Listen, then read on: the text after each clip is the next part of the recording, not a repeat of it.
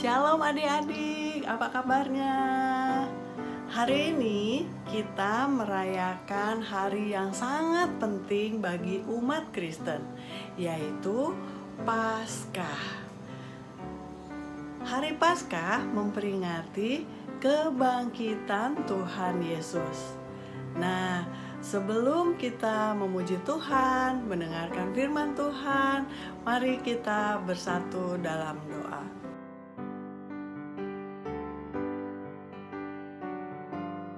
Mari adik-adik kita bersatu di dalam doa.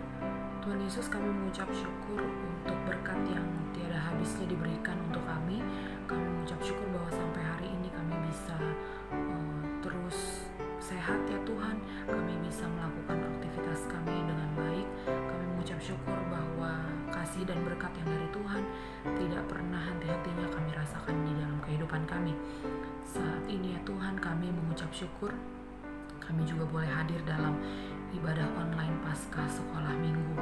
Kami berdoa ya Tuhan untuk setiap hal yang akan dibagikan di dalam ibadah hari ini. Biarlah kami juga boleh mengaplikasikan setiap firman yang kami dengar untuk akhirnya bisa kami lakukan dalam kehidupan kami sehari-hari. Kami boleh menjadi murid-murid Tuhan, anak-anak Tuhan yang selalu menjalankan hal-hal yang baik, sehingga orang lain boleh melihat ya Tuhan bahwa Kristus itu hidup di dalam diri dan di dalam hidup kami. Terima kasih ya Tuhan, tidak henti-hentinya kami ucapkan untuk karya keselamatan yang juga Tuhan boleh lakukan buat kami. Kami mengucap syukur untuk kelahiran, kehidupan, sampai kematian, bahkan kebangkitan Tuhan Yesus untuk menyelamatkan kami dari dosa dan maut. Terima kasih ya Tuhan sudah hadir di hidup kami, sudah memilih kami untuk menjadi anak-anak-Mu. Biarlah kami juga boleh terus hidup seperti anak-anak Tuhan yang selalu menyenangkan hati Tuhan. Kami menyerahkan ibadah online ini ke depannya ke dalam tangan pengasihan-Mu. Bantu kami untuk terus fokus ya Tuhan untuk mengikuti ibadah ini. Di dalam nama-Mu kami sudah berdoa dan mengucap syukur. Amin.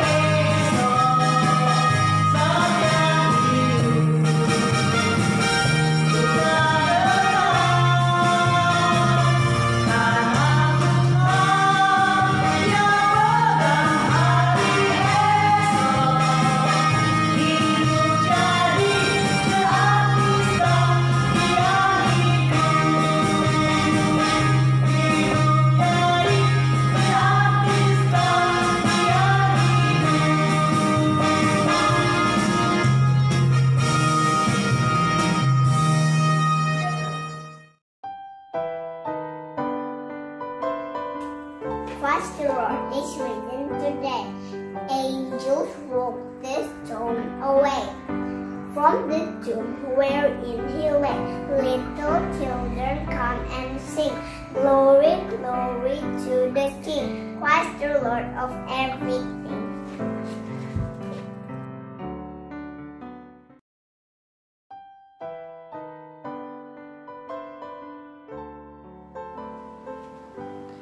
Tema hari ini adalah Yesus bangkit. Adik-adik, di Alkitab ada 4 Injil, yaitu Matius, Markus, Lukas, dan Yohanes. Kalau kita baca keempat Injil tersebut, ada sedikit perbedaan-perbedaan di dalamnya. Karena penulis-penulis itu mempunyai sudut pandang yang berbeda-beda. Sehingga keempat Injil tersebut saling melengkapi. Jadi kisah kebangkitan Yesus pun ada beberapa versi. Kali ini kita baca dari Lukas 24 ayat 1 sampai 12. Mari kita buka Alkitab kita dan kita baca bersama teman-teman kita. Sesudah itu kita langsung menyaksikan video singkat tentang kebangkitan Tuhan Yesus. Ayat 1. Tetapi pagi-pagi benar pada hari pertama minggu itu mereka pergi ke kubur membawa rempah-rempah yang telah disediakan mereka. Mereka mendapati batu sudah terguling dari kubur itu. Dan setelah mereka masuk, mereka tidak menemukan mayat Tuhan Yesus. Sementara mereka berdiri termangu-mangu karena hal itu, tiba-tiba ada 2 orang berdiri dekat mereka, memakai pakaian yang berkilau-kilauan. Lukas pasal 24 ayat 5. Mereka sangat ketakutan dan menundukkan kepala. Tetapi kedua orang itu berkata kepada mereka, "Mengapa kamu mencari dia hidup di antara orang mati?" Dia tidak ada di sini, dia telah bangkit. Ingatlah apa yang dikatakannya kepada kamu ketika ia masih di Galilea. Ayat 7 yaitu bahwa anak manusia harus diserahkan ke tangan orang-orang berdosa dan disalibkan dan akan bangkit pada hari yang ketiga. Maka teringatlah mereka akan perkataan Yesus itu. Dan setelah mereka kembali dari kubur, mereka menceritakan semua itu kepada ke-11 murid dan kepada semua saudara yang lain. Perempuan-perempuan itu ialah Maria dari Magdala, dan Yohana, dan Maria ibu Yakobus, dan perempuan-perempuan lain juga yang bersama-sama dengan mereka memberitahukannya kepada rasul-rasul. Ayat 11. Tetapi bagi mereka perkataan-perkataan itu seakan-akan omong kosong, dan mereka tidak percaya kepada perempuan-perempuan itu. Sesungguhnya pun demikian. Petrus bangun, lalu cepat-cepat pergi ke kubur itu. Ketika ia menjenguk ke dalam, ia melihat hanya kain kafan saja. Lalu ia pergi dan ia bertanya dalam hatinya, apa yang kiranya telah terjadi?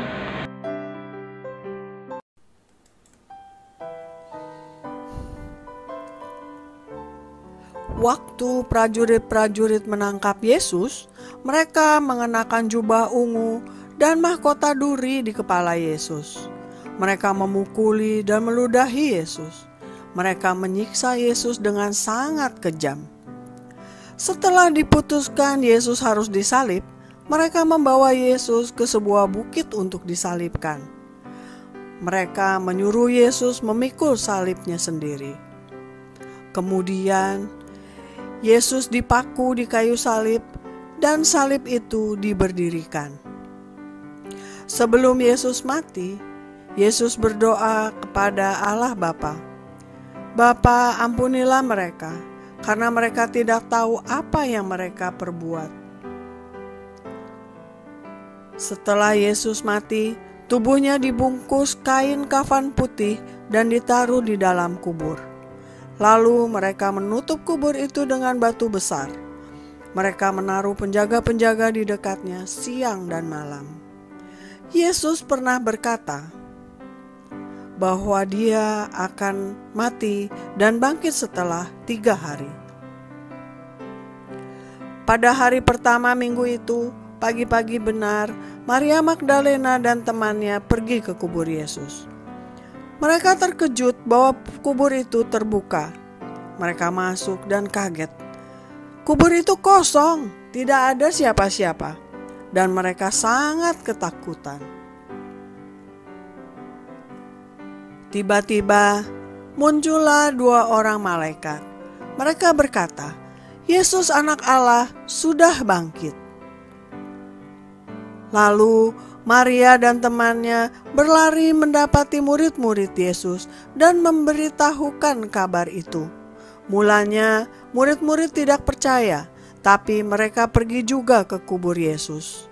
Mereka melihat kain kafan pembungkus tubuh Yesus sudah tergulung rapi. Murid-murid Yesus pun berkumpul di rumah terkunci karena mereka takut akan perbuatan pemuka-pemuka agama yang jahat. Tiba-tiba Yesus muncul di antara mereka.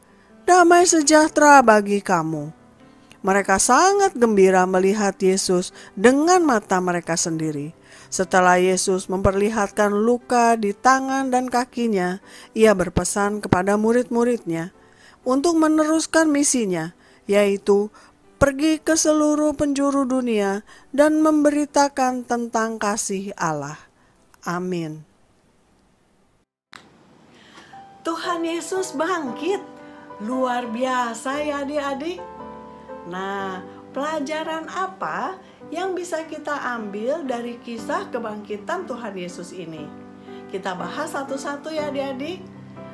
Pertama, kita akan mendapat berkat lebih kalau kita bersegera mencari Tuhan. Di ayat 1 ditulis, "Pagi-pagi benar, pada hari pertama minggu itu mereka pergi ke kubur." Artinya, Maria dan kawan-kawan bersegera, tidak menunda-nunda untuk pergi ke kubur Yesus. Nah, apa yang mereka dapat? Mereka yang pertama mendapat kabar baik bahwa Yesus sudah bangkit. Mereka bertemu malaikat Tuhan, mereka melihat kebenaran dan kemuliaan Tuhan lebih dahulu daripada orang lain. Jadi, Tuhan memberi berkat lebih banyak untuk orang-orang yang bersegera mencari atau menemui Dia. Karena itu, kita juga harus segera mencari Tuhan dalam kehidupan kita. Contohnya, adik-adik tidak menunda-nunda untuk bersaat teduh dan berdoa pagi. Juga kalau beribadah, adik-adik datang lebih awal. Juga mengerjakan tugas-tugas pelayanan dengan baik. Kalau misalnya adik-adik diminta untuk menghafalkan liturgi, untuk bernyanyi, untuk membaca puisi, untuk kebaktian-kebaktian, itu harus adik-adik lakukan dengan sukacita, tidak ogah-ogahan dan tidak uring-uringan. Oke adik-adik?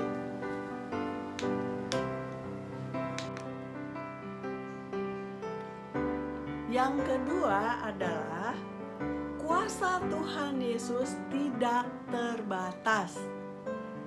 Di ayat 5 dikatakan, Ia telah bangkit. Nah, kebangkitan adalah bukti kemenangan Tuhan Yesus.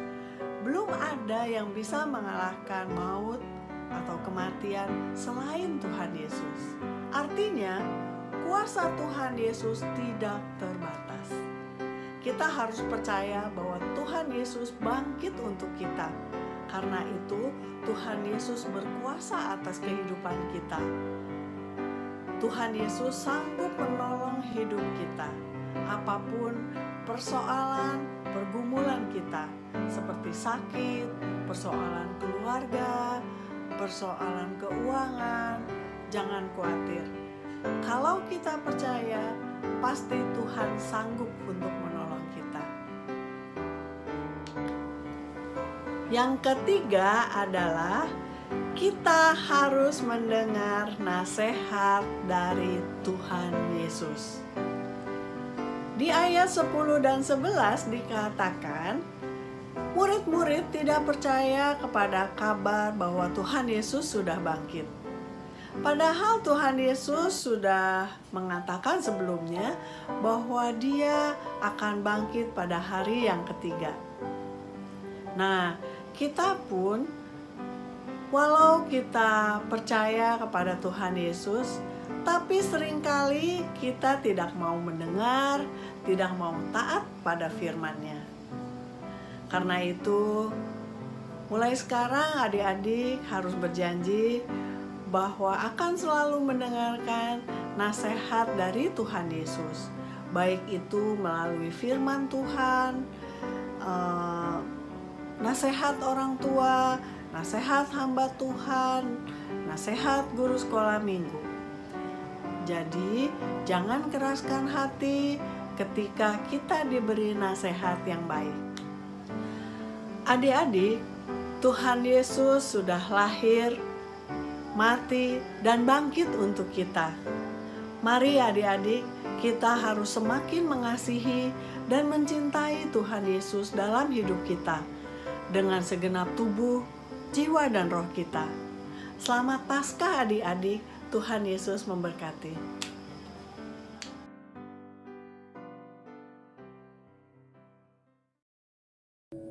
Shalom, aku anak Tuhan Yesus. Hore hore, aku bangga jadi anak Tuhan Yesus. Aku rindu berikan untuk Tuhan Yesus yang terbaik. Mulutku, tanganku, kakiku, semua buat Tuhan Yesus. Aku sangat cinta sama Tuhan Yesus. Aku sangat sayang sama Tuhan Yesus. Terima kasih Tuhan untuk pengorbanan-Mu di kayu salib. Terima kasih Tuhan untuk cinta-Mu. Terima kasih Tuhan untuk malaikat-Mu. Terima kasih Tuhan untuk sayang-Mu. Semua aku cinta Tuhan Yesus. Shalom.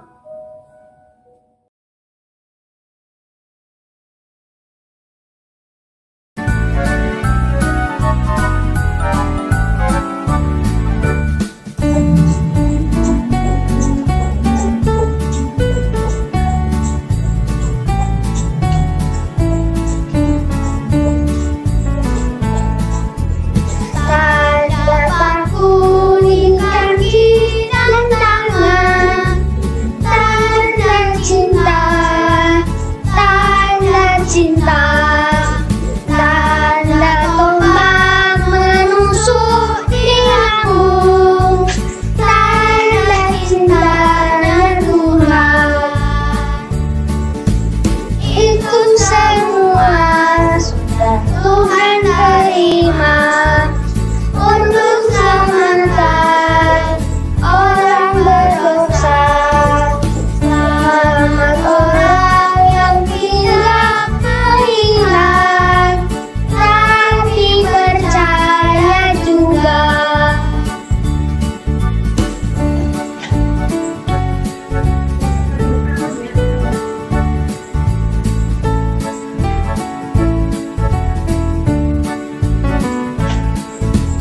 Tanda paku di kaki dan tangan, tanda cinta, tanda cinta, tanda tombak menusuk di lambung,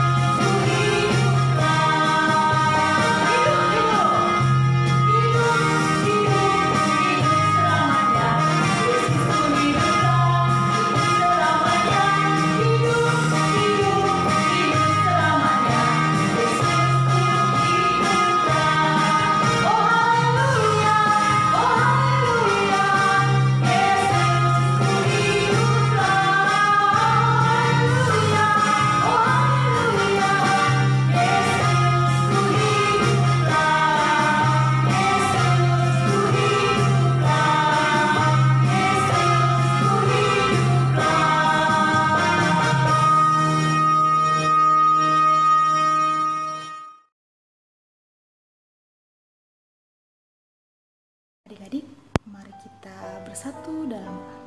Lipat tangannya, tutup matanya, tundukkan kepala. Tuhan Yesus yang baik, terima kasih untuk ibadah kami pada hari ini. Kami boleh mengikuti acara Paskah dari awal, pertengahan hingga akhirnya. Tuhan Yesus yang Maha Baik, kiranya apa yang kami dengar, apa yang kami pelajari, apa yang disampaikan guru sekolah minggu itu boleh menjadi pelajaran bagi hidup kami. Tuhan Yesus, kami mengikuti Paskah tahun ini masih dalam online. Tuhan Yesus, kami rindu, kami sangat ingin untuk boleh kembali beribadah di gereja seperti semula. Banyak hal yang kami takutkan Tuhan, banyak hal yang kami ragukan saat kami keluar rumah. Kami masih hidup bersama dengan COVID-19, penyakit yang menular dan mematikan.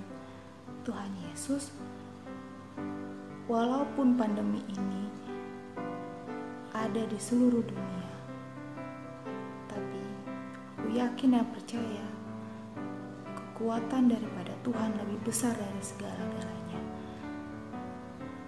Dan aku percaya pandemi ini terjadi, semua sudah Tuhan izinkan. Tetap berkati kami Tuhan, berikan kami kesehatan, berikan kami kesembuhan untuk apa yang kami alami saat ini. Tuhan Yesus, doa kami untuk negara ini, pandemi ini, dan juga kehidupan kami serahkan hanya dalam tangan pengasihan-Mu. Terima kasih Tuhan, hanya dalam nama-Mu Tuhan Yesus, kami sudah berdoa dan mengucap syukur. Amin.